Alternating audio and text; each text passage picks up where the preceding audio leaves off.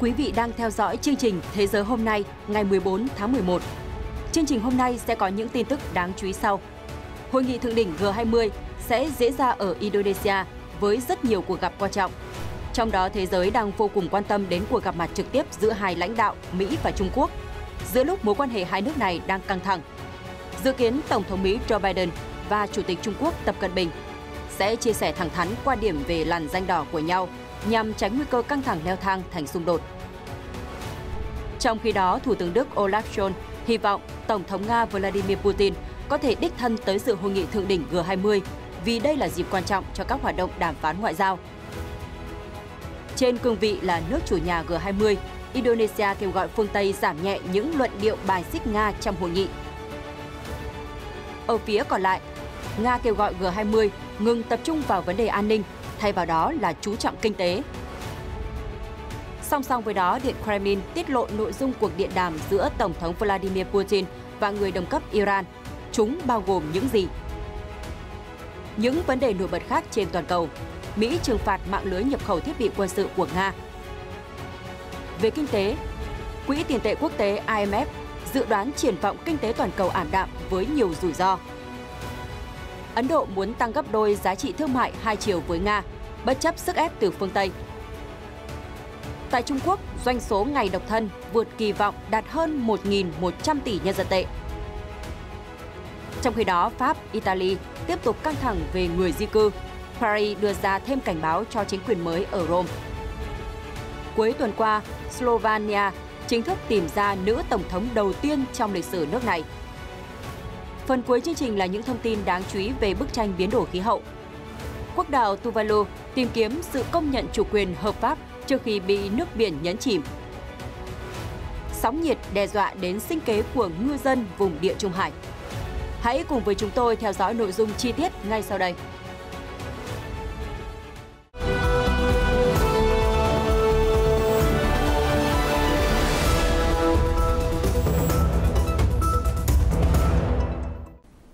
Chào mừng quý vị khán giả đến với chương trình Thế giới hôm nay, ngày 14 tháng 11. Thưa quý vị, sau những sự kiện đầy biến động như cuộc chiến thương mại Mỹ-Trung năm 2018, xung đột Nga-Ukraine và cả vấn đề đảo Đài Loan, mối quan hệ giữa Washington với Bắc Kinh đang ở mức tồi tệ nhất trong vài thập kỷ qua. Tới đây, Tổng thống Mỹ Joe Biden và Chủ tịch Trung Quốc Tập Cận Bình sẽ có cuộc họp bên lề trong khuôn khổ Hội nghị thượng đỉnh G20 diễn ra ở Indonesia. Trang RT nhận định rằng buổi gặp trực tiếp này sẽ là cơ hội để Mỹ, Trung lập ra một ranh giới rõ ràng và hai bên sẽ tuân thủ theo đó để tránh xung đột ngày càng leo thang, dẫn đến một cuộc đối đầu không khoan nhượng. Đây là lần đầu tiên ông Biden gặp trực tiếp nhà lãnh đạo Trung Quốc kể từ khi nhậm chức Tổng thống vào tháng 1 năm 2021. Mối quan hệ Trung Mỹ hiện nay vô cùng căng thẳng. Việc Trung Quốc kiên định giữ thái độ trung lập đối với xung đột Nga-Ukraine cho thấy Washington đã thất bại khi kêu gọi Bắc Kinh trừng phạt Moscow. Hồi tháng 8, Trung Quốc đã cắt đứt quan hệ quân sự và chấm dứt các cuộc đàm phán về vấn đề khí hậu với Mỹ sau khi Chủ tịch Hạ viện Nancy Pelosi thực hiện chuyến thăm đến đảo Đài Loan, bất chấp mọi lời cảnh báo của Bắc Kinh. Trong một cuộc họp báo tại Campuchia hôm 13 tháng 11, Tổng thống Joe Biden cho biết ông muốn thảo luận thẳng thắn với nhà lãnh đạo Trung Quốc. Hai nước phải tìm ra làn ranh đỏ cho mối quan hệ hiện nay. Theo RT nhận định, làn ranh đỏ đối với Bắc Kinh chính là vấn đề đảo Đài Loan. Trong Đại hội Đảng Toàn quốc lần thứ 20 hồi tháng trước, Chủ tịch Tập Cận Bình đã tuyên bố muốn thống nhất một cách hòa bình với hòn đảo và có thể xem xét đến những biện pháp cần thiết nếu có sự can thiệp của nước ngoài vào vấn đề Đài Loan. Trong khi đó, ngày 9 tháng 11, Chủ tịch Hội đồng Tham mưu trưởng Liên quân Hoa Kỳ, ông Mark Milley, tuyên bố sẽ tiếp tục hỗ trợ quân sự cho đảo Đài Loan.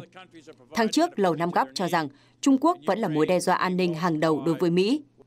Phát ngôn viên Bộ Ngoại giao Trung Quốc, ông Triệu Lập Kiên gọi đây là tâm lý chiến tranh lạnh, đã lỗi thời của Washington, đồng thời kêu gọi Mỹ tốt nhất là hãy hợp tác cùng Bắc Kinh để đôi bên cùng có lợi, thay vì theo chủ nghĩa bá quyền. Thưa quý vị, kể từ hôm qua 13 tháng 11, nhiều lãnh đạo đã có mặt tại đảo Thiên Đường Bali của Indonesia để tham dự hội nghị thượng đỉnh G20 cùng các sự kiện bên lề. Nguyên thủ được giới truyền thông dành sự quan tâm đặc biệt là Tổng thống Nga Vladimir Putin đã xác nhận không tham dự hội nghị G20 năm nay. Thay vào đó, Ngoại trưởng Sergei Lavrov sẽ đại diện nước Nga tại G20. Tuy nhiên, trong bài phát biểu mới đây, Thủ tướng Đức Olaf Scholz hy vọng rằng Tổng thống Putin sẽ thay đổi quyết định và đến dự hội nghị ở Indonesia. Trao đổi với truyền thông trong chuyến thăm Việt Nam trước khi lên đường dự hội nghị thượng đỉnh G20 ở Indonesia, Thủ tướng Đức Olaf Scholz nói sẽ thật tốt nếu Tổng thống Putin đến Bali để có thể đích thân giải đáp tất cả các câu hỏi về cuộc xung đột ở Ukraine.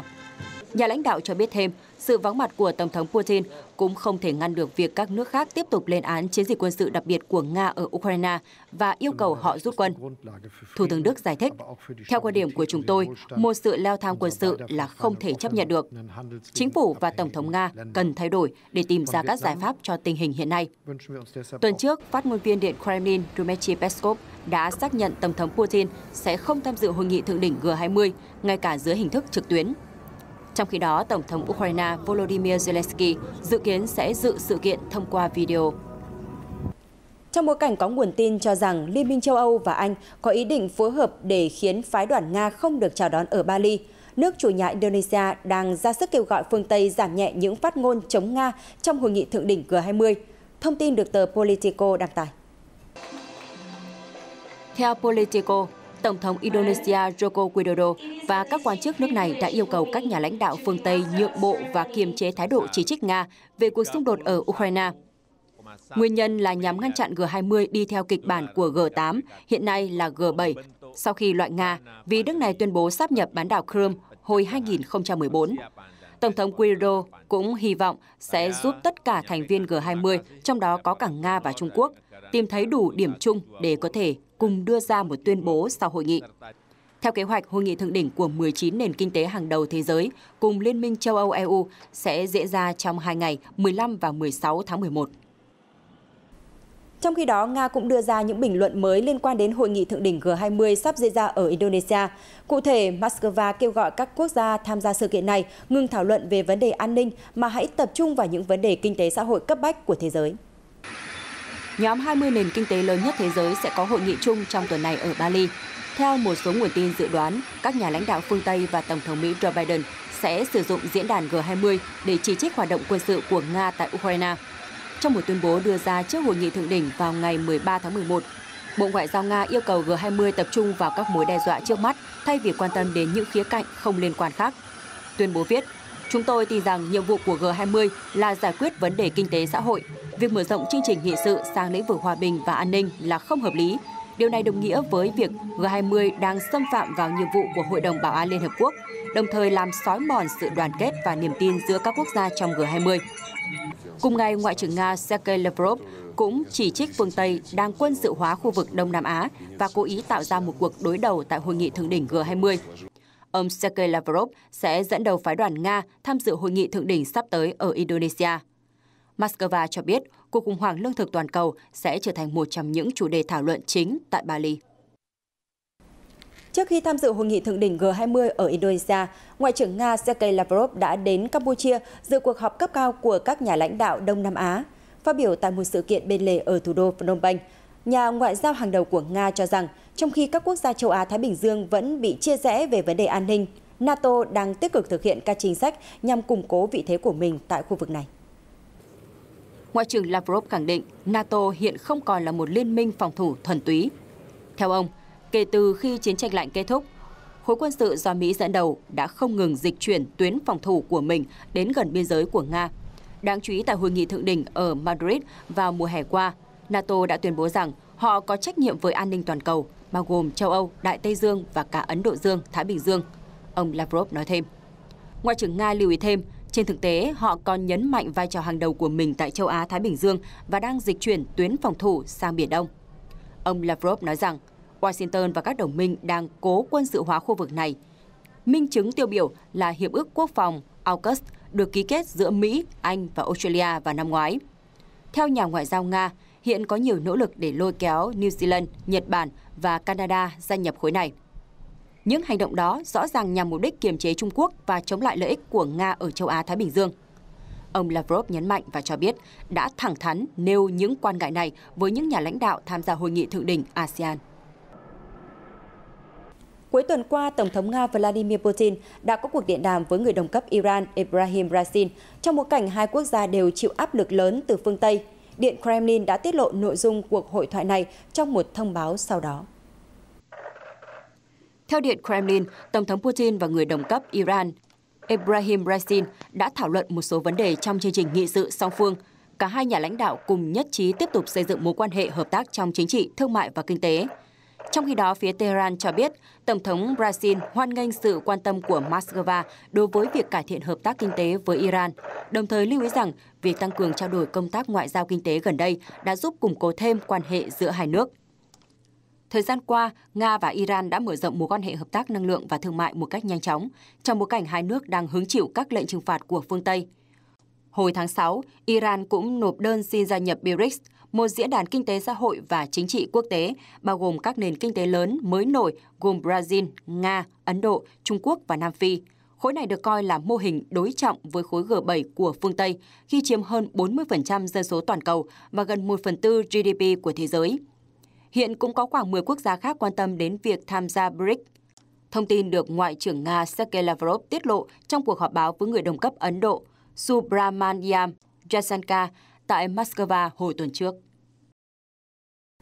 Dẫn lời của người phát ngôn Điện Kremlin, ông Dmitry Peskov, hãng thông tấn TASS cho biết, Tổng thống Nga Vladimir Putin sẽ có cuộc họp với các thành viên thường trực của Hội đồng Bảo an vào tuần này. Phát biểu trong cuộc phỏng vấn với kênh truyền hình Rossiya 1, ông Peskov nói, chúng tôi có kế hoạch như vậy, đây là cuộc họp định kỳ. Theo Điện Kremlin, trong tuần này, Tổng thống Putin còn có cuộc họp với quan chức chính phủ. Ngoài ra, nhà lãnh đạo Nga dự kiến tổ chức cuộc thảo luận với Ủy ban Chiến thắng, một cơ quan được thành lập vào năm 2000, chịu trách nhiệm tham vấn cho Tổng thống nhằm củng cố sự đoàn kết của đất nước thông qua một số hoạt động liên quan tới Hội cựu chiến binh và chương trình giáo dục yêu nước. Tiếp nối chương trình là các tin tức đáng chú ý khác. Thưa quý vị, mới đây, Bộ trưởng Ngân khố Mỹ bà Janet Yellen cho biết Washington sẽ áp đặt biện pháp trừng phạt mới lên một mạng lưới gồm các cá nhân và công ty đa quốc gia liên quan đến Nga vì nhóm này đã và đang nhập khẩu các công nghệ quân sự để phục vụ chính quyền Moscow tiếp tục hoạt động quân sự đặc biệt ở Ukraine. Trong cuộc họp báo bên lề hội nghị thượng đỉnh G20 ở Bali, bà Yellen thông báo với các phóng viên rằng các lệnh trừng phạt mới sẽ nhắm vào danh sách gồm 14 cá nhân và 28 thực thể có liên quan đến Điện Kremlin, trong đó có cả những cá nhân đứng sau hỗ trợ tài chính. Tuy nhiên, thông tin cụ thể về danh sách đen mới này chưa được tiết lộ. Bà Yellen nói, chúng tôi đang nỗ lực để phá vỡ mạng lưới cung cấp thiết bị quân sự cho Moscow thông qua các biện pháp trừng phạt và kiểm soát xuất khẩu vũ khí. Bên cạnh các vấn đề địa chính trị và quân sự, vấn đề về kinh tế cũng đang được truyền thông, giới chuyên gia ngày càng quan tâm giữa lúc thế giới chứng kiến nhiều biến động. Hôm qua 13 tháng 11, Quỹ tiền tệ quốc tế IMF nhận định triển vọng kinh tế toàn cầu đang ngày càng trở nên ảm đạm khi các báo cáo đều cho thấy sức mua hàng đã giảm đi nhiều trong những tháng gần đây. Theo IMF, có 3 nguyên nhân gây sụt giảm triển vọng kinh tế toàn cầu. Thứ nhất là do thắt chặt chính sách tiền tệ để kiềm chế lạm phát ở nhiều quốc gia. Thứ hai, đà tăng trưởng ở Trung Quốc chậm lại và chuỗi cung ứng bị gián đoạn liên tục. Và cuối cùng là do tình trạng mất an ninh năng lượng xuất phát từ cuộc xung đột Nga-Ukraine. Tháng trước, IMF đã giảm dự báo tăng trưởng toàn cầu từ 2,9% xuống 2,7% vào năm 2023. Tuy nhiên, trong một tuyên bố chuẩn bị cho hội nghị thượng đỉnh G20 gần đây, tổ chức này cho biết các chỉ số kinh tế ghi nhận thời gian qua đã cho thấy khả năng tăng trưởng của kinh tế còn thấp hơn so với dự đoán, đặc biệt là châu Âu. Cuộc khủng hoảng năng lượng trầm trọng ở châu Âu sẽ còn gây tổn hại đến mức độ tăng trưởng và làm tăng lạm phát.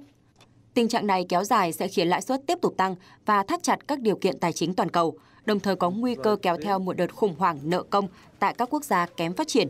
Bên cạnh đó, các hiện tượng thời tiết cực đoan liên tục xảy ra ở nhiều quốc gia cũng sẽ ảnh hưởng đến tăng trưởng toàn cầu. Kể từ khi xung đột ở Đông Âu nổ ra, Ấn Độ và Nga đã và đang ngày càng xích lại gần nhau hơn, bất chấp phương Tây liên tục gây sức ép và kêu gọi New Delhi tham gia các lệnh trừng phạt lên Moscow. Đáng chú ý, tờ Indian Express hôm qua 13 tháng 11 đưa tin, Ấn Độ đang mong muốn tăng gấp đôi giá trị thương mại hai chiều với Nga. Indian Express trích dẫn bản ghi nhớ cuộc họp cấp cao gần đây giữa Ấn Độ và Nga nêu rõ, dựa trên phản hồi từ các nhà xuất khẩu và doanh nghiệp, Bộ Thương mại Ấn Độ tin rằng thương mại Ấn Độ-Nga sẽ đạt gấp đôi giá trị trong tương lai gần. Cũng theo bản ghi nhớ, các nhà chức trách Ấn Độ cho rằng việc sử dụng đồng rupee của nước này vào các thỏa thuận sẽ giúp đẩy nhanh quá trình trên.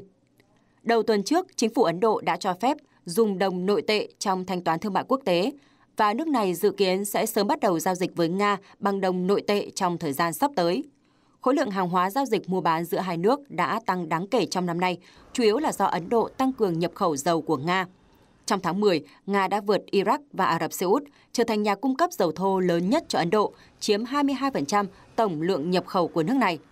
Trong khi đó, Ngoại trưởng Ấn Độ Subramanya Jayasaka cũng cho biết Ấn Độ và Nga đã đặt mục tiêu nâng kim ngạch thương mại song phương lên 30 tỷ đô la Mỹ trong năm nay.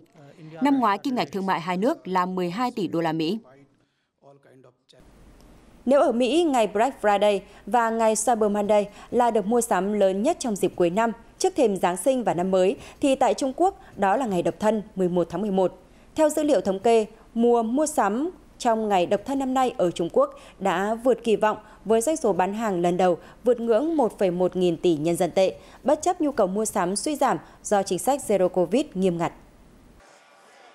Báo cáo của Sintun, công ty chuyên theo dõi dữ liệu bán hàng trong ngày Độc Thân suốt 9 năm qua nêu rõ, tính từ 20 giờ ngày 31 tháng 10 đến 23 giờ 59 phút ngày 11 tháng 11, tổng doanh thu trên các nền tảng thương mại điện tử lớn là 1,115 nghìn tỷ nhân dân tệ, tương đương 157 tỷ đô la Mỹ. Trong đó, sàn thương mại Tmall của Alibaba chiếm thị phần nhiều nhất, hơn 58%, kế tiếp là JD.com và Pindu. Ngày 11 tháng 11 là ngày Độc Thân, một ngày lễ tự phát của giới trẻ Trung Quốc. Gã khổng lồ công nghệ Alibaba đã biến nó thành sự kiện mua sắm lớn nhất châu Á kể từ năm 2009. Năm ngoái, doanh số ngày Độc Thân của Trung Quốc là 965 tỷ nhân dân tệ. Liên quan đến làn sóng di cư vốn là vấn đề nhức nhối mà giới chức châu Âu vẫn đang xoay sở tìm cách giải quyết suốt nhiều năm qua và cũng là nguyên nhân khiến cho Pháp và Italy căng thẳng gần đây.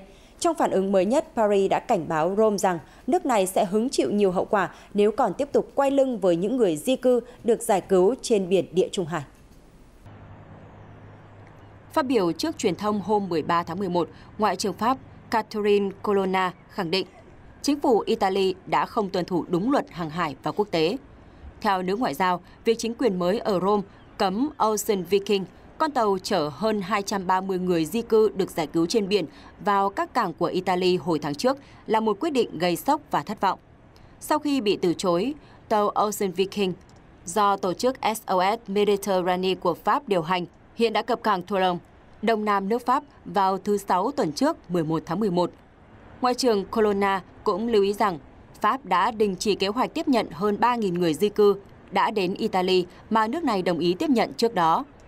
Paris cũng sẽ củng cố các biện pháp kiểm soát biên giới với Italy. Phía còn lại, Italy kêu gọi Pháp không nên tiếp tục làm gia tăng căng thẳng về người di cư. Trong khi đó, Phó Chủ tịch Ủy ban châu Âu Margaritis Chinas kêu gọi hai quốc gia kiềm chế, ngăn tạo ra một cuộc khủng hoảng chính trị lớn khác liên quan đến vấn đề di cư. Hôm qua 13 tháng 11, Slovenia đã tổ chức cuộc bầu cử tổng thống vòng 2 và bà Nataša Brić-Musa, một cựu luật sư đã giành chiến thắng, trở thành người phụ nữ đầu tiên đảm nhiệm vị trí lãnh đạo chính phủ quốc gia Đông Âu. Dẫn kết quả kiểm phiếu của Ủy ban bầu cử Slovenia, Reuters cho biết, bà Brić-Musa, 54 tuổi, giành được 53,86% phiếu bầu. Trong khi đó, đối thủ của bà là cựu Ngoại trưởng Angel Logan, có 46,14%. Tỷ lệ cử tri đi bỏ phiếu là 49,9%.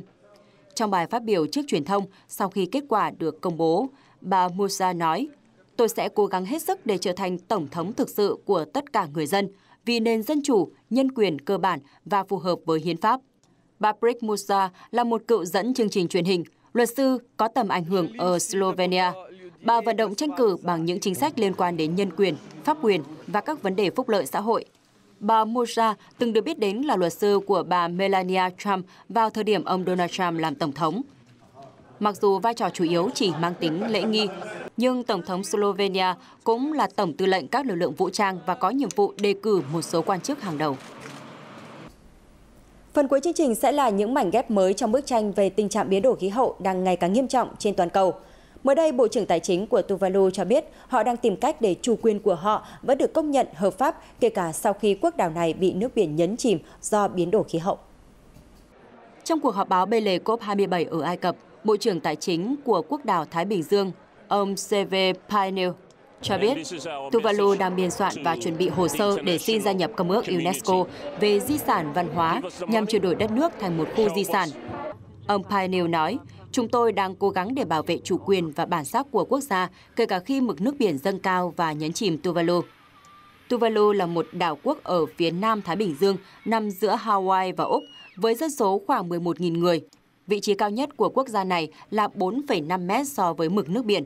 Theo một báo cáo năm 2011 của chính phủ Úc, kể từ năm 1993, mực nước biển đã tăng khoảng 0,5 cm mỗi năm do biến đổi khí hậu.